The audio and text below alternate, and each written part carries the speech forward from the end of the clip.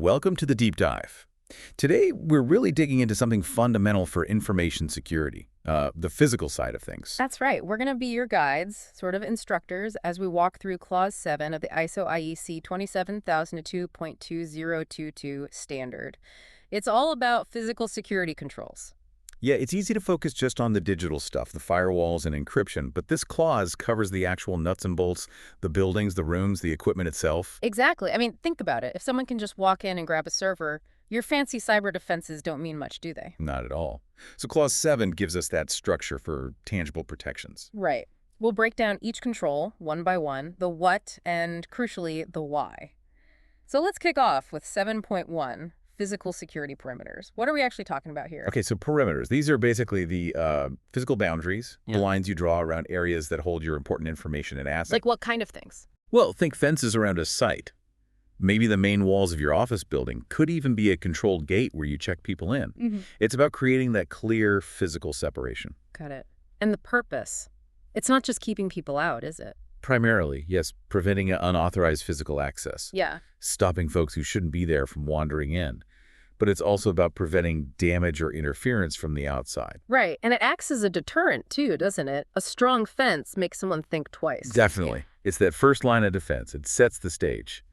The standard also mentions beefing things up if threats increase. Yeah, that's key. Physical security isn't static. If the risk level goes up, maybe there's local unrest or a specific threat you need to react. Maybe add more guards, stricter checks, temporary barriers, that sort of thing. Makes sense. Adapt to the situation. And here's a detail that often gets missed, but it's important. The standard specifically calls out fire doors.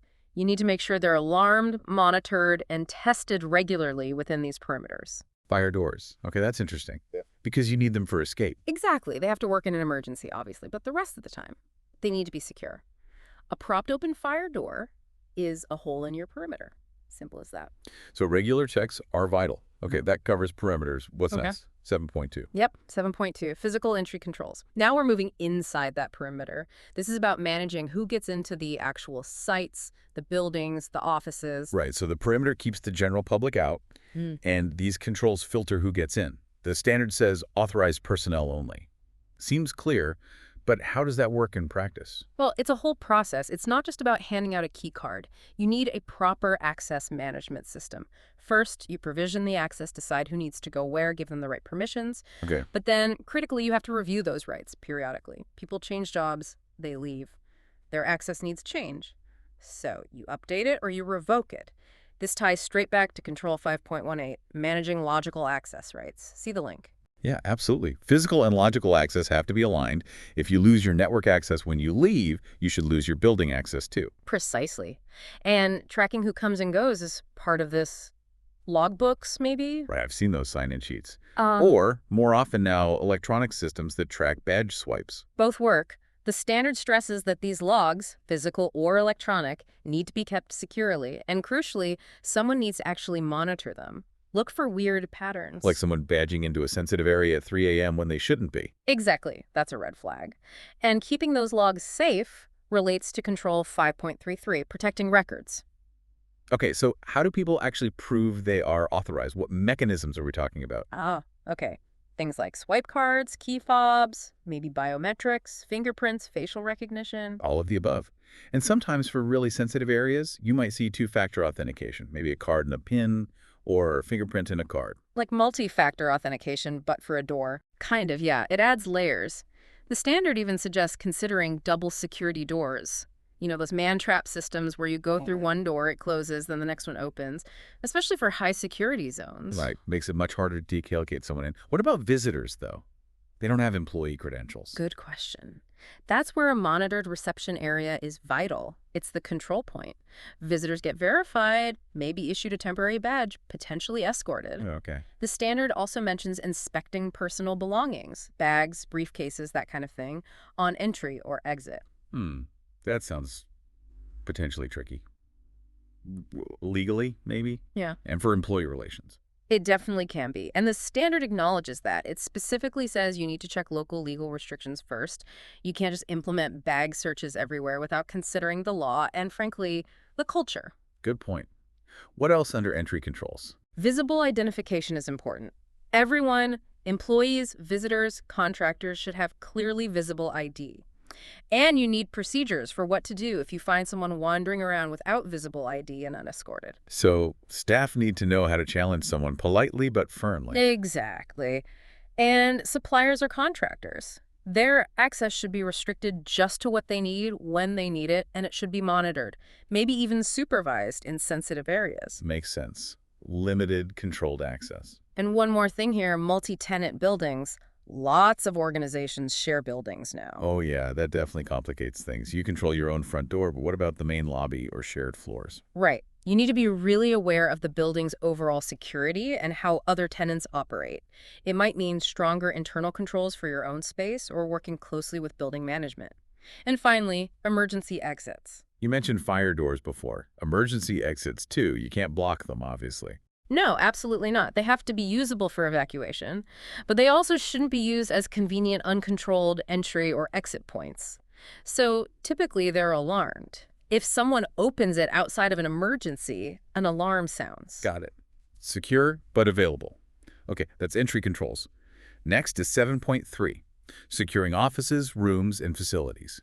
So we're drilling down further now. Exactly. We've controlled the perimeter, we've controlled entry into the building. Now we're looking at securing specific spaces inside. Based on what's in them. Precisely. Not every room needs the same level of protection. This control is about using physical barriers within the main facility. Think lockable offices for managers handling sensitive HR data, secure server rooms, maybe labs with valuable prototypes. So actual walls, locked doors, maybe reinforced ones for critical areas. Yes. The standard talks about continuous physical barriers. Walls that go properly from floor to ceiling, not just partitions you could climb over. A cubicle farm, even in a secure building, isn't secure for highly confidential work. Right. The level of security matches the need, determined by risk assessment and business requirements. Makes sense. Okay, on to 7.4, physical security monitoring. How do we watch over all these secured spaces? This feels like where the tech comes in. Cameras. Alarms. Yep. CCTV is a big one, obviously, for visual monitoring. Intrusion detection systems, motion sensors, door contacts, glass break detectors, they alert you to potential breaches. And sometimes you need actual people manned guarding, security personnel doing patrols or monitoring feeds. So a mix of eyes on and automated alerts. And crucially, it's not just having the cameras and alarms, you need to record the activity.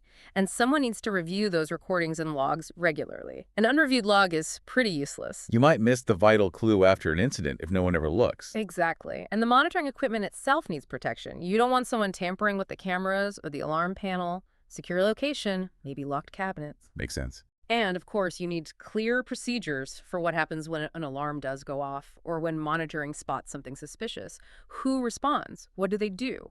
How is it investigated? Right. The response plan is critical. Okay. 7.5 is protecting against physical and environmental threats. This sounds broader. It is. This is about safeguarding against, well, pretty much anything external or environmental that could cause harm, natural disasters, malicious attacks, even accidents. So things like fire, flood, maybe even earthquakes or explosions, depending on where you are. All of those. Hmm. Fire detection and suppression systems are key alarms, sprinklers, extinguishers. But yes, also planning for flood risks, seismic activity if relevant, explosions, civil unrest. It depends on your specific environment and risk profile. So a company in California needs different earthquake protections than one in, say, Florida worried about hurricanes. Precisely. Your risk assessment drives this, and it's not just about external barriers, it's also about where you put things. The standard mentions considering the location and placement of equipment to minimize these risks. Like, don't put your main server room in the basement if you're in a floodplain. Exactly that kind of thinking. Be smart about location to avoid obvious environmental threats. Proactive mitigation. Okay, next is 7.6, working in secure areas. This sounds like special rules for certain zones. That's right. This builds on 7.3. You've identified certain offices or facilities as needing higher security.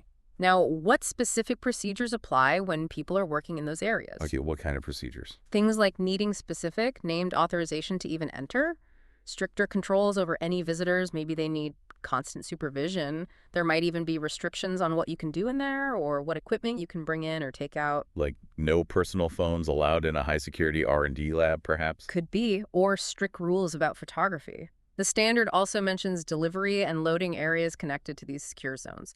Access needs to be tightly controlled, only authorized personnel, and incoming stuff needs careful inspection. Making sure nothing dodgy is smuggled in or out via deliveries. Right. And even in these highly secure areas, emergency procedures, fire escape routes, assembly points must be clearly posted and understood.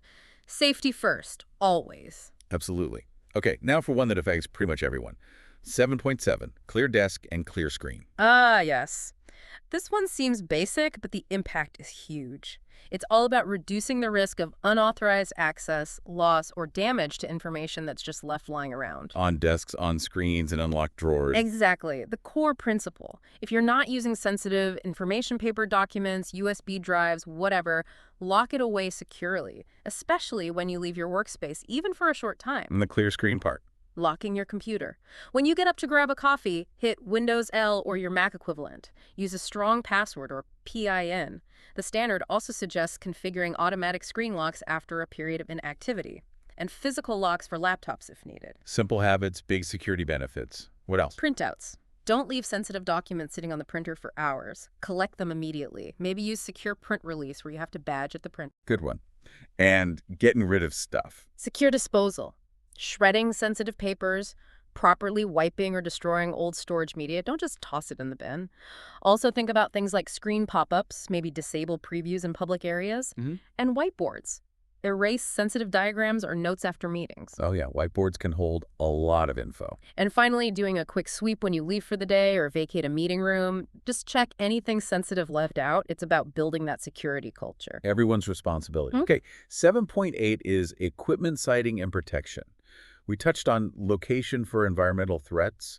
What else does this cover? This is more focused specifically on IT equipment. Where do you put it to minimize risks, not just environmental, but also unauthorized access, interference, failures? So secure rooms again. Yes, housing critical stuff in secure rooms or cabinets with access control. Also, maintaining the right environment temperature, humidity controls. Stable power is huge UPS systems, maybe backup generator. Preventing shutdowns or damage from power surges. Exactly. And even protection against things like electromagnetic interference that could mess with network cables. It's about creating that safe, stable, secure bubble for your tech. Makes sense. Yeah. Now, 7.9, security of assets off premises.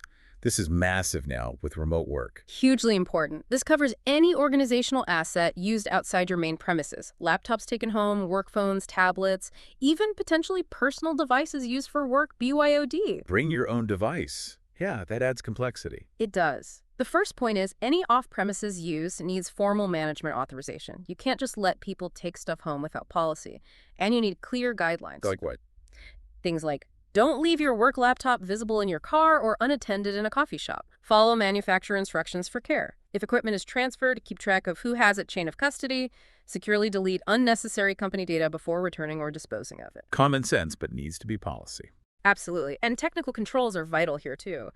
Encryption for data on the device is pretty much essential. And remote wipe capability. If that laptop or phone is lost or stolen, you need to be able to erase the company data remotely. That remote wipe is a lifesaver, potentially. Okay, Yeah. 7.1, storage media security.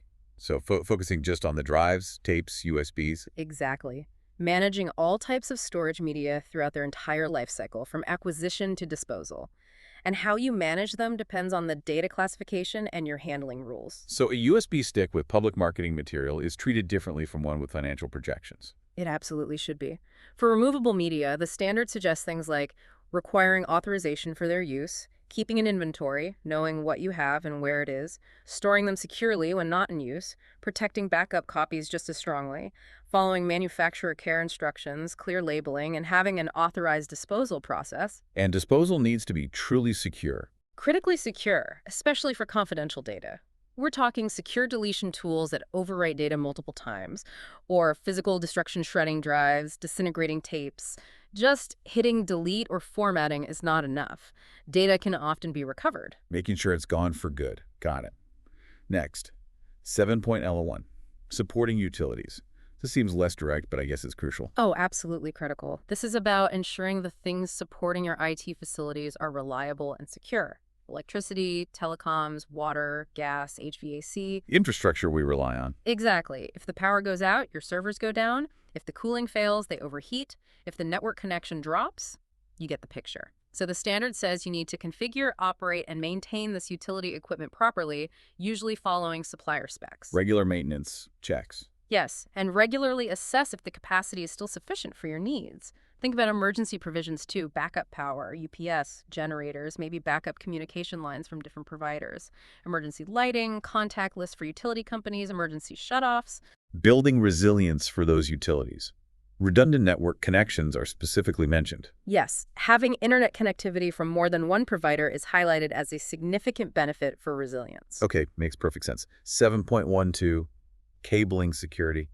We're really getting into the weeds now. Protecting the actual wires. We are, but it matters. This is about protecting the power and network cables that carry data or support your systems. If someone can physically access your network cables, they could potentially tap into them, intercept data, or disrupt service. Right. Physical access could bypass other network security. Go on. So how do you protect cables? Various ways. Maybe running them in armored conduit or secure trunking, locking wiring closets and cabinets, maybe with alarms, shielding cables against electromagnetic eavesdropping in very high security environments, doing technical sweeps to check for taps, controlling access to patch panels. So people can't just plug in unauthorized devices. Yeah, exactly. Considering fiber optic cables, which are much harder to tap than copper, and simply labeling cables clearly helps with management and spotting anything unusual. If you suspect tampering, get specialist advice. Don't underestimate the physical path of your data. Okay. Nearly there. 7.13, equipment maintenance. Keeping things running smoothly. Yep, and securely. Proper maintenance is vital for availability, integrity, and confidentiality. If equipment fails unexpectedly, data could be lost or corrupted. If maintenance isn't done securely, information could be exposed. How so? Well, the standard says maintenance should follow supplier recommendations, be done by authorized people, and be logged. Faulty equipment needs secure handling. You don't just leave a broken hard drive lying around. If maintenance is done remotely, that access needs strict controls. Remote access for maintenance is a potential vulnerability. Definitely. And if equipment goes off-site for repair, those off-premises security rules apply. Comply with insurance requirements for maintenance. Inspect equipment after maintenance to ensure it's working correctly and hasn't been tampered with, and link it back to secure disposal or reuse when maintenance means replacement. This whole life cycle thing again. Yeah. Which brings us neatly to 7.14, secure disposal or reuse of equipment. Exactly. We touched on this with storage media, but this applies to the whole equipment item. Laptops, servers, printers, phones. Before you dispose of it, sell it, donate it, or reuse it internally, you must check for any storage media. Hard drives, SSDs, internal memory. Yes. And if there is any, you must ensure all sensitive data and licensed software is securely removed. Again, this means proper data destruction, physical destruction, secure erasure, overwriting, not just deleting files. The goal is zero information leakage. Prevent your old hardware becoming a data breach source. Absolutely critical. Okay, the final one, 7.15, protection of user endpoint devices. Back to the laptops, desktops, mobiles. Right.